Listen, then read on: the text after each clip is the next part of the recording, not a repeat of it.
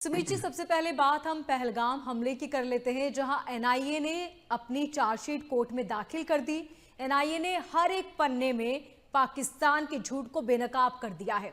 जो पाकिस्तान खुद को पाक साफ बताता रहा था, इस चार्जशीट में उसके आतंकियों का नाम होना ये बता रहा है कि हमले की पूरी प्लानिंग पाकिस्तान में ही रची गई थी। मोनिका जी, आज पाकिस्तान पे तीन तीन बिजलियां गिरी है और उन तीनों बिजलियों के बारे में हम जरा अपने दर्शकों को बता दें। पहली बात है एनआईए की चार्जशीट। देखिए, एनआईए की चार्जशीट में बिल्कुल क्लियर है, सच रच ये जो साजिश है ये रची गई थी पाकिस्तान में। साजिद सुलेमान जट, ये एक पाकिस्तानी है, मोस्ट प्रोबेबली आईएसआई के लिए काम करता है। वैसे इसे लश्कर तैयबा का मेंबर बनाया जाता और ये 2006-2008 में भारत में भी सक्रिय था। उसके बाद ये लाइन पार भाग गया पाकिस्तान। ये इसका करता धरता बताया गया। ये टीआरएफ, जो लश्कर तैयबा का फ्रंट ऑर्गेनाइजेशन है, टीआरएफ, जिससे टीआरएफ मतलब द रेजिस्टेंस फ्रंट, ये ऐसा जैसे ये लश्कर तैयबा, जैश ए मोहम्मद, ये इस्लामिक नाम है, मुस्लिम नाम है। अब ऐसा लगे इस्लामिक जिहाद है तो इसको कई बार शुगर कोट कर देते, द रेजिस्टेंट फ्रंट, लगे कि लोकल लोगों का रेजिस्टेंस है। उसका भी हेड इसको बताया गया है। और ये सुलेमान भट्ट, ये तीन आतंकवादी जिनको हमने, यूसुफ, हमजा और जबरान, जिनको हमने ऑपरेशन महादेव में भेज दिया हूरों के पास, वैसे हूर की गोद में बैठ के अंगूर खा रहे होंगे, तो वो, और ये आपका ये सुलेमान, और करीब 6 से 7 कश्मीरी लोकल, टीआरएफ और लश्कर तैयबा, इन सबको चार्जशीट किया गया। 1000 से ज्यादा लोगों की बात हुई है, बातचीत हुई है, पूछताछ हुई है। तो इनमें से जो 5-6 कश्मीरी लड़के पकड़े गए हैं, उनमें से एक ने इनका पता बताया था जब दाशी गांव में ऑपरेशन महादेव हुआ और उनको मौत के घाट उतारा गया था, 3 पाकिस्तानी आतंकवादी को। उनमें से एक आदमी पाकिस्तान के एसएसजी का कमांडो बताया जाता है, जिसको लश्कर तैयबा ने किराए पे मांगा था, भैया हमें ये कांड करना, मैं जरा किराए पे कमांडो दे दूं। दो कमांडो हो सकते हैं या कहीं और के भी हो सकते हैं, उनके बारे में ज्यादा जानकारी नहीं है, पर तीनों पाकिस्तानी थे जो मर चुके हैं।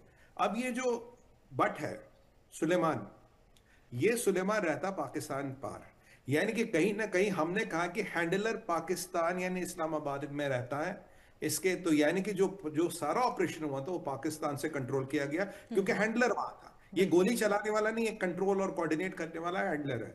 तो यानी कि पाकिस्तान की सरकार, पाकिस्तान का आईएसआई, पाकिस्तान का पूरा प्रशासन इसमें संलग्न था।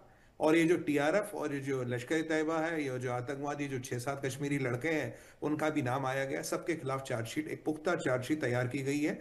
यानी कि पाकिस्तान ने खाली रचना, ये साजिश ही नहीं रची, जो कमांड, कंट्रोल और कोऑर्डिनेशन था वो भी पाकिस्तान से, और पाकिस्तान के लश्कर तैयबा से हुआ, और पाकिस्तान के एसएसजी के कमांडोज इसमें शामिल थे, जिनका खुलासा हुआ। यानी कि पूरी तरह से पाकिस्तान इसमें संलग्न है। एक तो ये पाकिस्तान को चोट लगी। दूसरी पाकिस्तान को चोट लगी कि आपके यूएन में भारत ने आज बहुत आक्रामक पोजीशन ली। यूजुअली भारत इतनी आक्रामक पोजीशन यूएन में नहीं लेता। 3-4 चीजें। पहले तो बोला, भैया जो यूएन है ये आउटडेटेड हो गया है, आज के तुम कॉन्फ्लिक्ट रोक नहीं पा रहे हो। जब बना था तब वर्ल्ड का रुझान प्रो वेस्ट था, आज दुनिया का हिसाब किताब बदल गया है। भारत यूएन से कुछ अपेक्षाएं रखता है, दुनिया यूएन से कुछ अपेक्षाएं रखती है। हम उम्मीद करते हैं कि यूएन कभी न कभी उन अपेक्षाओं पे उतरेगी। और जो यूएन का सिक्योरिटी काउंसिल है, जिसे P5 कहते हैं, भाई पिछले 8-80 साल से तो लगभग लगभग वही है। अगर दुनिया में कहीं ना कहीं कॉन्फ्लिक्ट नहीं रुक रहे, लफड़े झगड़े चल रहे, तो वो P5 उसकी जिम्मेदार है। याद कीजिए, भारत को P5 का मेंबर बनाने के लिए बाकी 4 लोग इंटरेस्टेड है, सिर्फ चाइना हमेशा वीटो कर जाता है, कि चाइना हमेशा भारत को P5 का मेंबर बनने नहीं देना चाहता। कह रहे भाई, ये जो P5 है ये सारी व्यवस्था आउटडेटेड है। ये तो जनरल बात हुई। फिर बात आई पाकिस्तान। बोला भैया, ऐसा पाकिस्तान जो जम्मू एंड कश्मीर का लाग राब्ता है, इनको बोला जरा इनका मुंह बंद करें, क्योंकि जम्मू एंड कश्मीर और लद्दाख भारत का था, है और रहेगा। इंडस वाटर ट्रीटी हमने 65 साल चलाई, सोचा कि तुम सुधर जाओगे, तुम बदल जाओगे, तुम नहीं बदले। तुम्हारे कारण पिछले कुछ सालों में भारत में दसियों हजार लोग मरे हैं।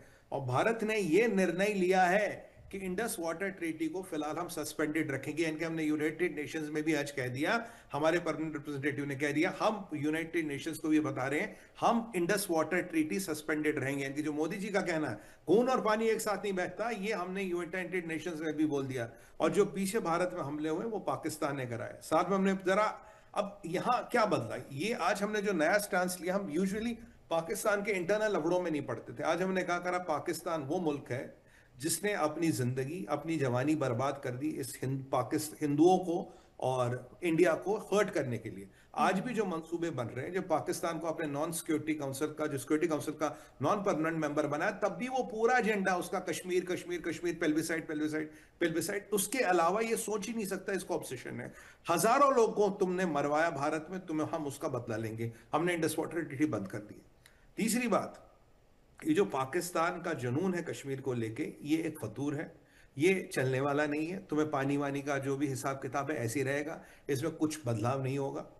और पाकिस्तानियों में मोनिका जी एक और टेंडेंसी है, ये क्या करते हैं, जब भी कोई इंटरनेशनल फोरम होता, वहां कश्मीर में जी मुसलमान मारे जा रहे हैं, जी मुसलमानों का ये हो रहा, जी मुसलमानों का ये हो रहा। हमने जरा आज उनके जरा गिरेबान में जरा एक घुस के थप्पड़ मारा, उनके यहाँ जो उसके गिरेबान पकड़ के थप्पड़ मारा। बोला एक बार बताओ, तुम पाकिस्तान तो वही हो ना कि जहां पे सरकारों का के पास कोई पावर नहीं है, जहां पे जो इलेक्टेड प्राइम मिनिस्टर है, यानी कि आज हमने माना इमरान खान ने इलेक्शन जीता था, इलेक्टेड प्राइम मिनिस्टर को तुमने जेल में डाल दिया और 27th अमेंडमेंट लाके तुमने पूरे कॉन्स्टिट्यूशन कू कर दिया, यानी कि कॉन्स्टिट्यूशन कोई गिरवी रख दिया। और वो इमरान और एक फील्ड मार्शल को, सीडीएफ को, इमरान खान जिसको उसने जेल में डालना, वो कहता जी वो लाइफ इम्यूनिटी देता है। तुमने इमरान खान की पार्टी को बैन किया, तुम डेमोक्रेसी की बातें करते हो, तुम पाकिस्तान की बातें करते हो। तुम्हारे यहां से जैसा घटिया ऑटोक्रेटिक स्टेट कोई है नहीं। यूजुअली हम पाकिस्तान के अंदर वाले मसलों पे टिप्पणी नहीं करते थे, आज हमने चारों पांचों मसलों पे उनकी ऐसी तैसी कर दी। याद कीजिए जायसवाल साहब ने कहा था हमारी पूरी नजर बनी है, आज हमने यूनाइटेड नेशंस में कह दिया कॉन्स्टिट्यूशन का हनन हुआ, कॉन्स्टिट्यूशन को हाईजैक किया गया है। एक जहादी मुल्ला को आपने सीडीएफ बना के पूरी लाइफ इम्यूनिटी दे दी, और एक इलेक्टेड प्राइम मिनिस्टर जो जेल में है सड़ रहा। ये है पाकिस्तान, ये पाकिस्तान की डेमोक्रेसी और ये है पाकिस्तान की असलियत। मतलब तुम्हारी औकात नहीं है कि तुम यहां बैठ के बात कर सको, तुम तो बिके हुए हो, तुम तो मतलब कहना नहीं चाहिए, तुम तो नंगा मुल्क हो। तुम्हारे यहां तो कॉन्स्टिट्यूशन की धज्जियां उठती है, तुम डेमोक्रेसी की बात करते हो। अबे अपना घर संभाल ले जाके, कश्मीर तो बाद में मिलेगा, कश्मीर वश्मीर के ख्वाब जाओ, ये होने वाला नहीं है। पानी मिले तो जरा शुक्र मनाना, अन्यथा आपकी बार की तुम्हारी फसलें भी खत्म, तुम्हारा पावर भी खत्म, और 15-16 दिन का पानी बचा पाकिस्तान के पास। तो बेटा जिंदा रहने की फिक्र करो, कश्मीर वश्मीर के ये जो ख्वाब है ये छोड़ दीजिए। ये बड़ा इंपॉर्टेंट हमने इनको, तो यहाँ एनआई की चार्जशीट और यहाँ यूनाइटेड नेशंस में अपना पोजीशन डिफेंड ही नहीं किया। आपकी बार हमने उनको बड़ा जबरदस्त अटैक किया और यूनाइटेड नेशंस ने कह दिया पानी नहीं मिलेगा, बात खत्म। जी मोनिका।